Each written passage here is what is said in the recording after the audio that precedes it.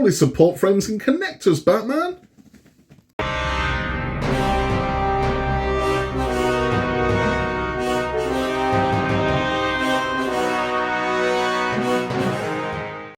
Hello there and welcome back to Build with the Boys. We now have issue 66 of Hachette's Build the Batmobile Tumbler. And in this one, we are doing support frame connectors. It's nothing sexy, I'm afraid. It's nothing sexy at all. But it's necessary. So what we're going to be doing in this one is the parts of them protruding from underneath of this piece that we've been building are going to get supported and connected. Clear with the name. So it's light work. We're putting in a few screws and there's not really a lot going on in this one, but that's about to change. So we're doing the center console. We're starting the center console the next one. So that'll be good. At the end of this, we'll be having our bat chat where we're talking about the effects of Dark Knight on cinema. And we started talking about the Watchmen. We're going to talk about the reception to the Watchmen at the end of this one to see if DC learned anything or if they didn't. I think we know the answer, but we'll discuss it anyway. If you haven't yet, please remember to like and subscribe. Helps the channel massively, and we just really appreciate having you along with the journey. Let's get this one open. Let's get this one built. Okay, so let's take a look what comes inside 66. Not a lot. Really not a lot.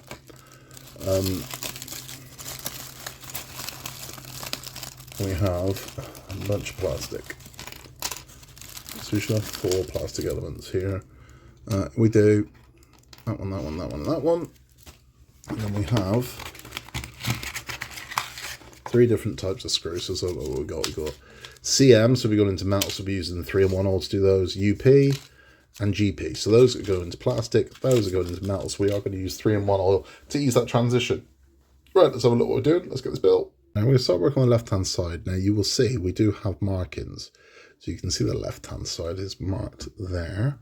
We're going to be using this piece here. Now this piece will attach over these brackets here and just cover them up. Let's see which way around we're going. Is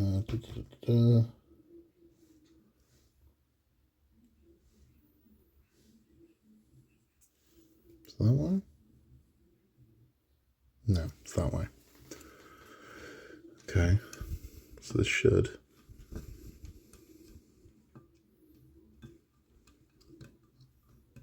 Yep. That's where that one's going to sit, like so. So that one's in there. Let's move it closer for you. And we're going to hold this one in place. Let's see what screws we're going to use to do this. We're going to use the CM screws for this one. So I will be using 3-in-1 oil. Now I'll show you exactly how I do that for those who haven't seen this before. For those who have seen this a million times, I apologise. But I'll show you exactly how I put in the screws with the 3-in-1 oil. So this is just to ease the metal against metal. So I have a little pot of 3-in-1 oil here. You can see the background. I literally just touch the tip of the screw into the oil. That's it. Don't need to go mad. That is literally all you need to do. And it just eases this so much. It makes life so much easier when it comes to screwing these in. Because you lose that resistance. Let's get a better screwdriver. There we go. Oh, this little gold one I'm using at the moment. There you go. So it's not, it just goes in so much easier. You're not fighting to sort of against swarf or anything like that. 3-in-1 just eases it in, but don't slather it in the 3-in-1. You just need to touch, literally touch the head of the screw into the 3-in-1 oil. And then it goes in nice and easy. So we'll put 3 screws in this. So screw number 2, which is going to go in here. You need to be very, if you're going to use 3-in-1 oil as well, like I said, you just touch the tip in there. The reason why is because 3-in-1 does have a nasty habit of leaving an oil spot. And on black, that's going to look bloody terrible. Now it will come off with isopropyl alcohol. So if you do get any 3-in-1 on your model and you need to get that stain off, isopropyl alcohol will take care of that all day long. But, I mean, just don't get to that point in the first place, you know. Just by not slathering it, you just, as I said, you just touch the head of the screw in the oil. That's all you need.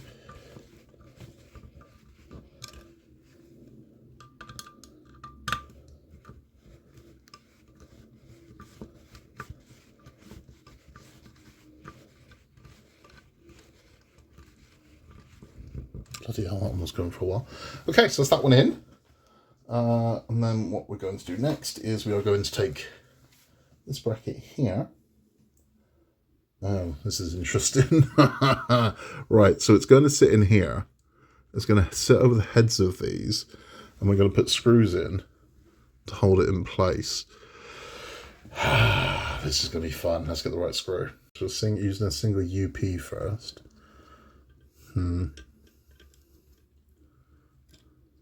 This is going to be a nightmare. I can already feel this is going to be like, nah, did you think it was going to be easy, Scott? Wrong. Yeah. Okay, let's line this up.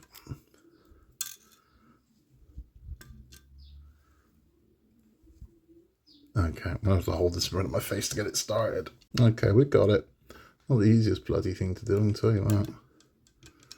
But I'm guessing the ailerons were just so they're not going out that fight. Lulled into false sense of security in the last issue. She's thinking, hey, no more awkward aileron build. Like, ha! We got one more shot at you.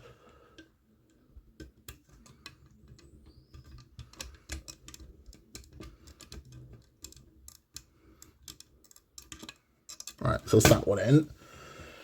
That wasn't fun. Now a GP screw on the other side. Now, that one was tough, which means the second one is going to be twice as hard. Because I don't have the freedom of wobbling it around and lining it up this time.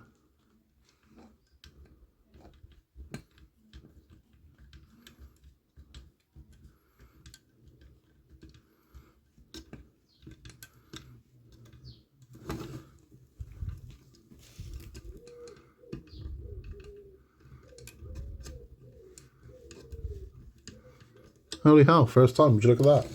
Okay, so that was actually a lot easier. Okay, good. So that is that one in. Perfect. Now I think we're pretty much going to repeat we're going to repeat the exact same process on the other side. Let's get that done. So that's this one in, and that's this one in. And we're done. So they will now move in unison. When you push one, the other one move as well. So, the movement's limited on these things, but it's there. That, I believe, was all for this stage. I might be right. Yep, that's it. That's all for this stage. Let's have a chat. So that's that one done. I mean, it's in. It works. We've got movement in the ailerons now, as you can see there. I mean, the movement is limited as hell, but it's what it is. But again, it's something I'm really going to use, but you can. So that's that one done. Thankfully, that's it for the ailerons now. We're moving on to the center column of the center console of the cockpit. But I don't think we're not installing it, but we're building it. It's weird, but it's more bits for the box.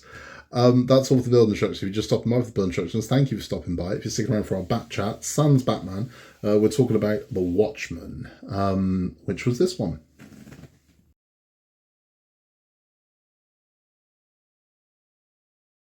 Now, when it was released, you kind of fell into one of two camps. You fell into the, ooh, I can't wait for that. Or, what's that? And I think that was the problem with it. So there was a lot of money dumped into this. It is a 3-hour long, essentially superhero movie. But there's a lot more to The Watchmen than being a superhero movie. But that is ultimately what it is. So it's quite a hard sell to tell somebody, okay, you won't know who any of these characters are, so you're going to have to figure that out. It's a very different story to what you're used to. And it was tough. So it didn't do remarkably well at the box office. It's a good movie. I like it. Jeffrey Dean Morgan is in it as the comedian. It's got a cast of, not unknowns by any means, but certainly there are no big names in The Watchmen. There isn't. But they all play their role. They do perfectly well. They do, as I said in the last one, they do scale down the violence. Compared to the comic, they scale it down massively. Rorschach's character is one of the main characters of The Watchmen.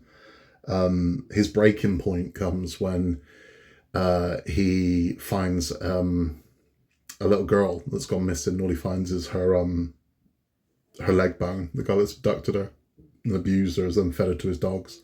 And he just snaps. Before that, Rorschach was kind of I'll see you in jail, in that kind of 1950s style. In the 1960s, where it all kind of changed. and crimes were getting darker, and Rorschach breaks and basically, I mean, absolutely just savages the guy, and then never goes back. And Rorschach is a very dark character. His narration's great when he's, the world will look up and say, save me, and I'll whisper back, no. Love that. It's fantastic. And Rorschach's a great character, he really is. They did make a massive, massive change from the original to the film, and that is they got rid of the squid. So at the end of Watchmen, a giant squid appears in Manhattan, destroys the place, and it's what they do. In the comic book, it's a bomb. So they do it with a bomb instead, and they nickname the bomb the squid. And I'm like, and the whole thing was hyper real, Batman, hyper real, and it's like, okay, but you've got a guy in it called Dr. Manhattan that can multiply himself and exist in all times. You can get away with the squid, you just can. But they didn't. So there were changes to it. And I mean, again, I think this is it now. They're then thinking, okay, make it 2.5 to 3 hours long, hyper real, and people will love it. And that's not true. So I enjoyed The Watchmen, but it wasn't particularly a massive hit. It did all right at the box office.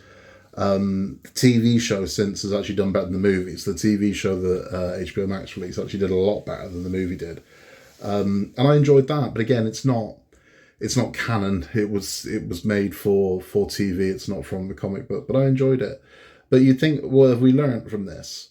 No, nope, not even slightly.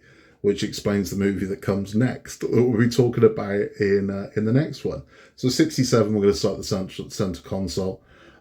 Should be good, should be fun. We're done with this section for now, at least. There are definitely holes in the back of here, so more's going on it. If you haven't yet, please remember to like and subscribe, helps the channel massively. Until next time in a world where you can be anything at all, just be nice. And remember, Gotham needs us.